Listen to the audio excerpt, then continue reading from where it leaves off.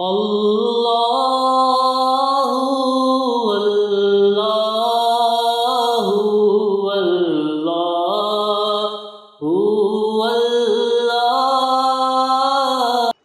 آخری بات حضرت عمر نے کہا نہیں حضرت عباس سے، اے عباس، آپ کے اسلام لانے سے میں اتنا خوش ہوں اتنا اپنے باپ خطاب کے اسلام کے اوپر شاید خوش نہیں تھا۔ حالانکہ وہ ان کے والد تھے کہ اگر خطاب اسلام قبول کریں گے تو مجھے اتنی خوشی نہیں ہے جتنا آپ کے اسلام سے خوشی ہے۔ وجہ کیوں؟